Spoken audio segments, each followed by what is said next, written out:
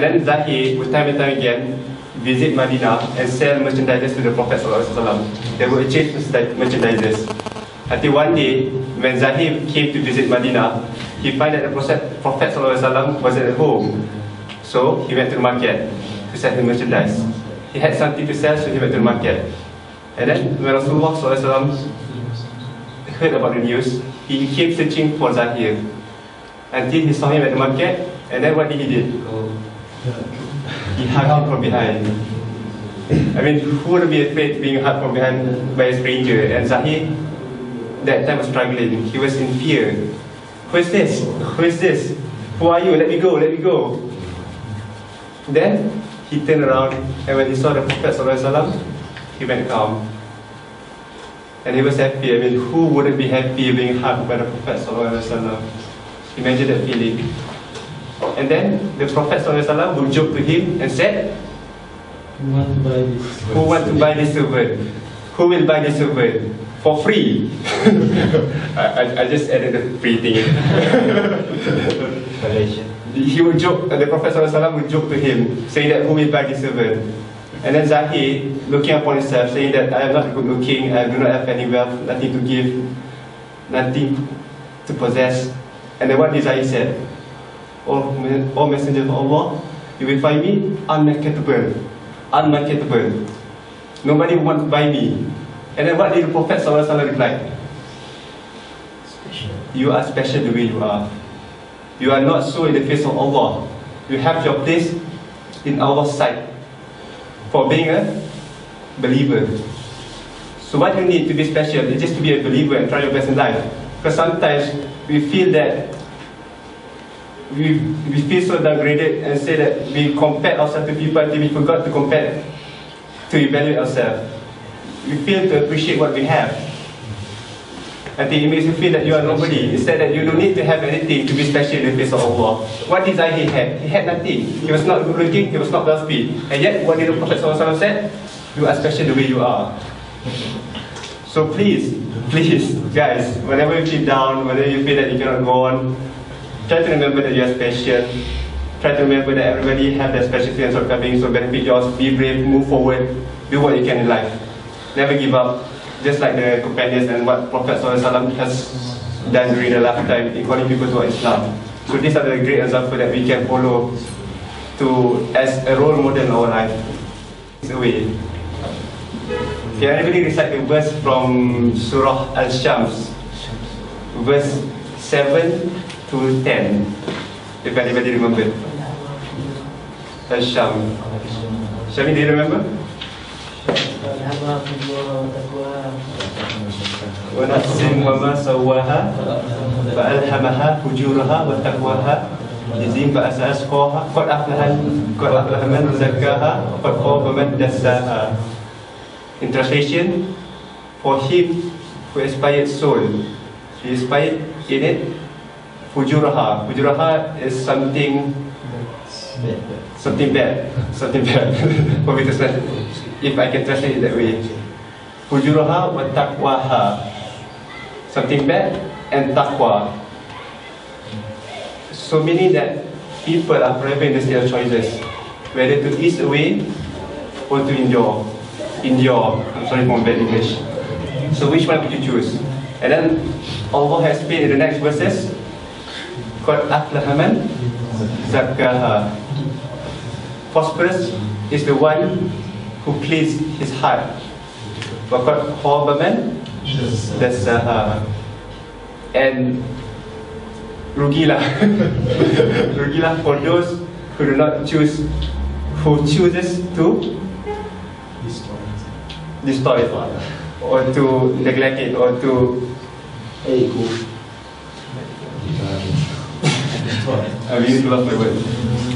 Okay, so just I want to share a story of Umar bin Khattab, who wouldn't deny that nobody was more evil, more, how do you say it?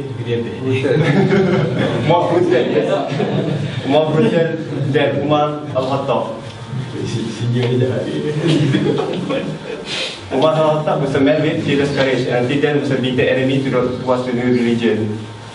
And then it was revealed that his heart, various contradictory emotions were afflicting with one another in his heart, conflicting with one another, whether to embrace Islam or whether to deny it and carry out persecution towards the Muslim. Yeah. So, what do you think? You want me to continue in Malay? No. Okay. You understand? Especially the way you Okay, I'm sorry for my Okay, so Umar al-Khattab, various contradictory emotions were running in his heart, whether to ease away or to endure, whether to embrace Islam or continue to carry out persecution to other Muslims. At one point in history, he was happily carrying out persecution, or may I translate in Malay, siksaan, towards the believers. At the same time, he was admiring them. He was carrying out persecution, but at the same time he was admiring them. Why? Because they have this steadiness in their heart and their dedication towards the new religion, towards the belief. And then Umar, one day, when his sister recited some verses from the Quran, his heart was open towards new faith. And then he embraced Islam, and what did he become? The second Amir al-Mu'minin. So guys, it's something natural for us whether to choose the easy way around or the hard way around. Success will never be easy. So whenever you face difficulties, be sure that you have the power in you to choose the right thing, to choose the right thing. So choose to excel and choose the better way of living, the better choice. Okay, so last thing I will share for you today is smile because you're a doctor. I came across this interesting article written by Dr. Rafida. Senyumlah kerana kamu seorang doktor. The one important point is this article was, whether you like it or not, you'll be going to be stuck in this profession for 20 or 50 years to come. So might as well enjoy it. If you enjoy being a doctor, you are a doctor. If you don't enjoy being a doctor, you're still a doctor. You are still a doctor. So what's the difference that you make? No. Being a doctor means that to do things that most people would not like to do. We don't have an office on our own, tables where we can decorate our tables with stationaries, going outstation to Paris, Italy. Paris or Italy, the same thing.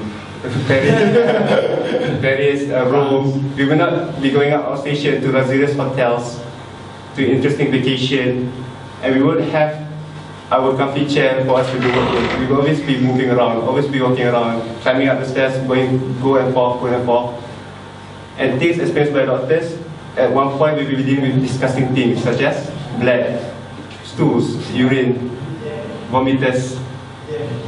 Most people will not get to handle these things. However, I believe that for every disease they have a cure. So whenever you do not appreciate being a doctor, remember the verse revealed by Allah.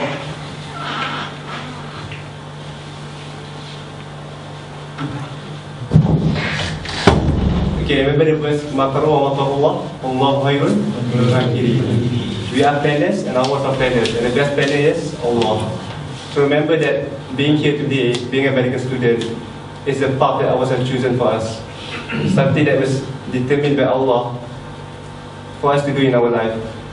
So I congratulate you all for being here today as medical students, because most of our friends, or as we know, people we know in Malaysia are dying to take this medical course, and they were thinking that to take the was the sugar rainbows. However, things will never be easy. So smile and be thankful for all of your doctors to be. So be thankful that one day you will be given the chance to contribute to others, to heal a sister, to heal a mother, to heal a father towards their children.